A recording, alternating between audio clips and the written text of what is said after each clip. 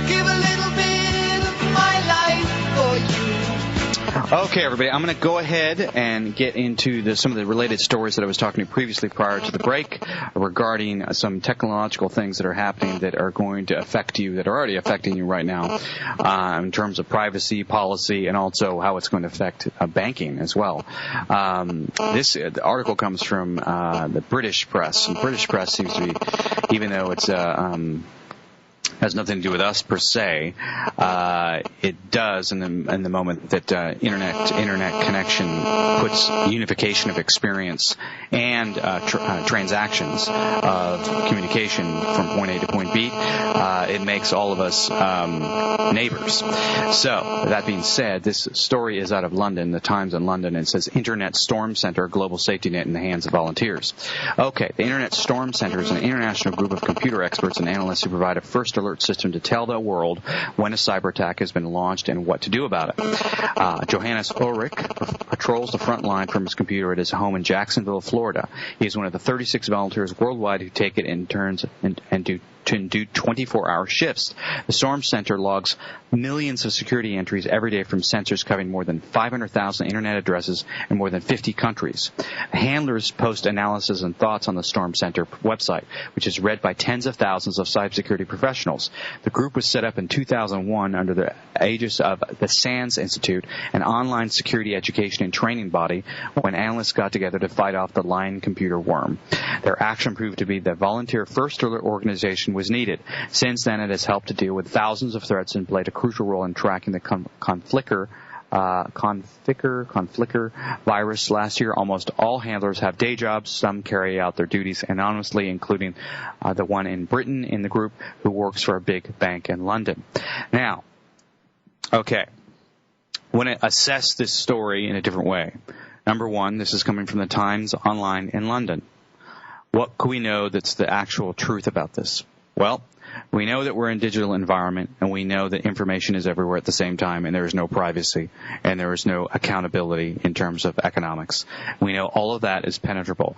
Is this a media cutout set by an intelligence agency, or is it an actual written by, is there any legitimacy to this based upon just reading it and hearing it?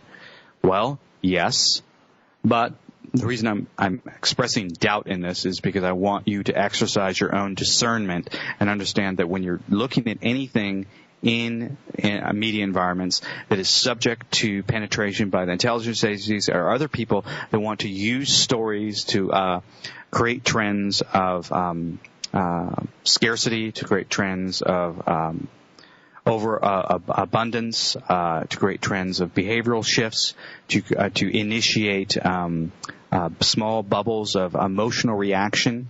Same way when the gold prices have gone up because some of you, not all of you, have found out about it.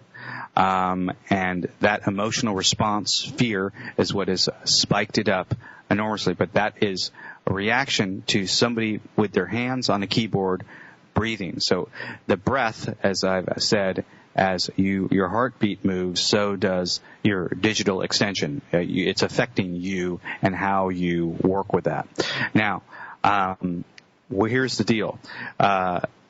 This story I know is going on because I know people in computer security, and I've had people call me from banks who work for banks that are in charge of it, and I've tried to have them on here to interview them, and they have declined, which is totally understandable.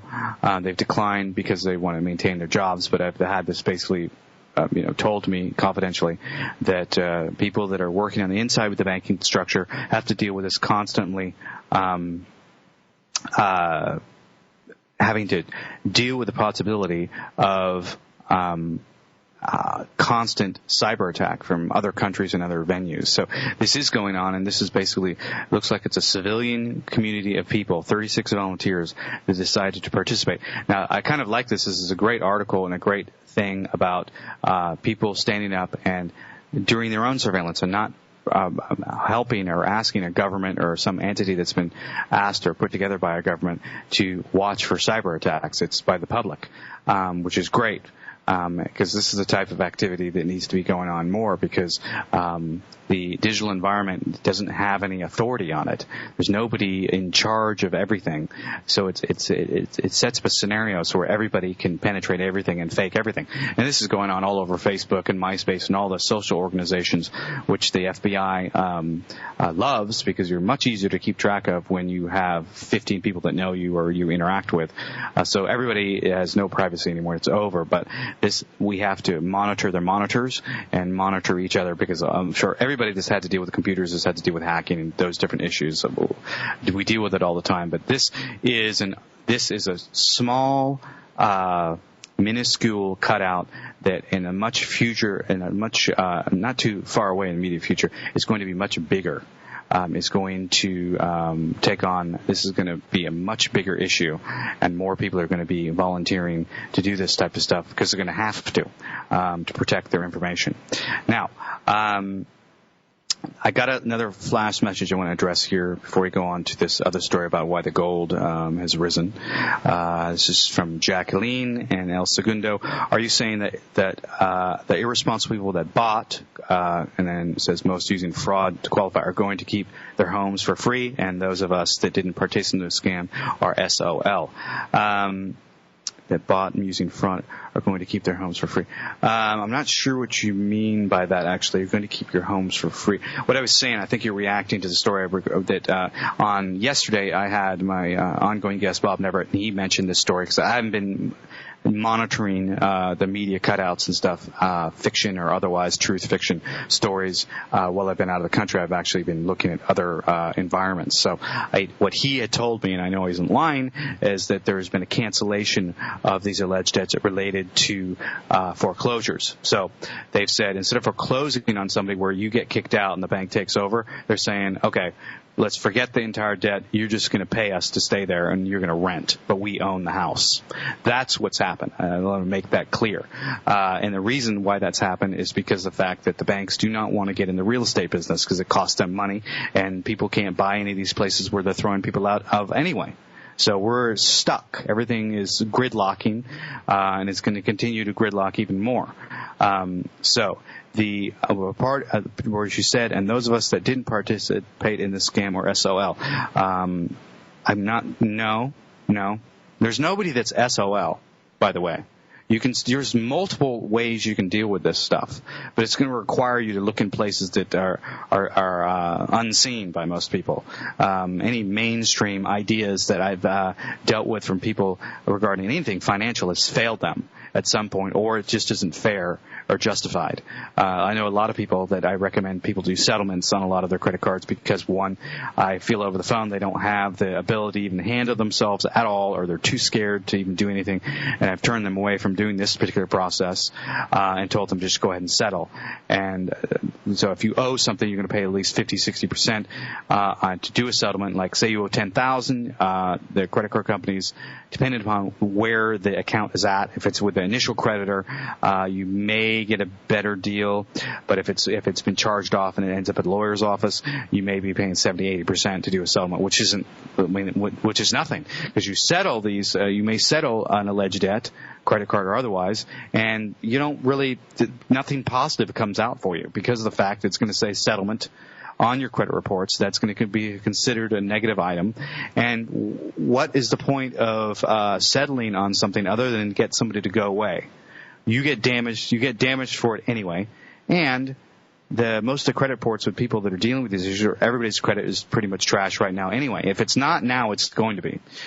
Because of those of you that have called me that have had perfect credit and you brag about it, it doesn't mean anything. It just means that you've been obedient for a while. But I would say to those people that have great credit, stop.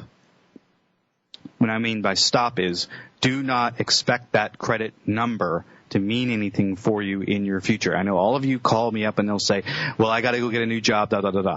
Well, and they check your credit report and all that stuff. Since whenever does a credit report accurately portray anybody?